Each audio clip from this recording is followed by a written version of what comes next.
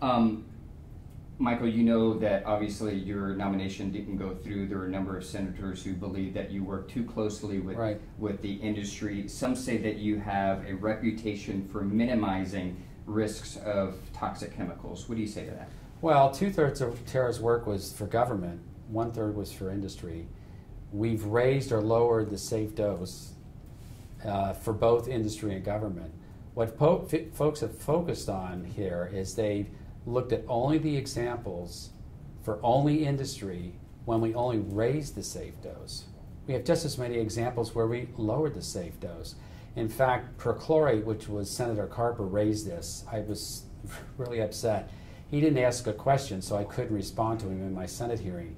He puts up the level of perchlorate that EPA, him, and our value. The number was wrong right away. It was only, our number was only 3-fold higher. But what he didn't realize is we had taken the industry number and we had lowered the safe dose, made it more protective, by 500-fold. Didn't come up in the hearing at all. But it's a matter of public record. And the time that we did the West Virginia work on the chemical PFOA, perfluorooctanoate, we had done that work for West Virginia. There were 10 people in the group, 5 of them government scientists, 3 of them EPA. It was a consensus position. 17 years or 15 years later, they come up with a different number. Science marches on. And yet they compared the two numbers as if somehow I, by all myself, had lowered the safe dose. It was false right from the start. Gail, from what I've read, you've represented tobacco industry, pesticides, power plants, another chemical that makes rocket fuel. With such a long history of representing and elevating industry voices, why should the public trust what you're saying about ethylene oxide? I never represented the tobacco industry, and I think cigarette smoking is the biggest killer in this country, first of all. Second of all, I'm a toxicologist, so I work on toxicity-related problems. I work for organizations that have toxicity issues, and sometimes those are often companies.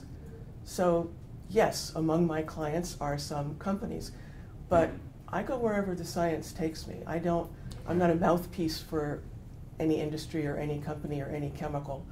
I look at what the data show, and that's what I tell you. The tobacco thing, I'm sorry if I misrepresented. You didn't represent them, but you were paid to do some studies for Philip Morris, is that correct? Well, as I said, I think cigarette smoking is the biggest killer in the United States, and what I did was a small project that looked at what I did was a project that evaluated more closely the ways in which cigarette smoke cause cancer. Are you both being compensated to do this interview? Yes, our time is being covered. If you're being paid by the industry to talk about these subjects, can you explain why they're... Yeah. Come on, Andy. You know they're here as I representatives. know, but I'm not saying. I just gotta. Are you being paid to do this? I mean, it's their job. Come on. I get it's their job, but they don't work for BD. I asked for an interview with BD. You guys declined, and you provided me your experts. No, I offered you our experts. You wanted to talk about ethylene oxide. I said, well, we have experts. That's where, of course they're here on our behalf. You know that, and your viewers are going to know that.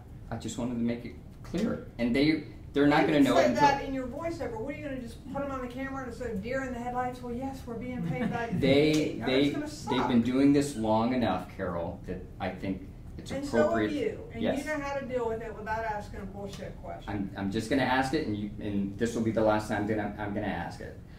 You're being paid by BD to come here and answer questions about ethylene oxide. Why should we trust what you're saying if you're being paid? Okay, so first of all, I'm being paid by my nonprofit organization, Toxicology Excellence for Risk Assessment, to come and represent toxicity issues, on this particular case, ethylene oxide, to the public and to the industry and to others. Toxicology Excellence for Risk Assessment has contracted with BD for my services. And the specific relationship there is between BD and my CEO. I don't really know the details. I'm looking at a community where people are scared because they received inaccurate information about toxicity and risk. And because I'm a toxicologist and a risk analyst, I feel it's important for me to help correct all that.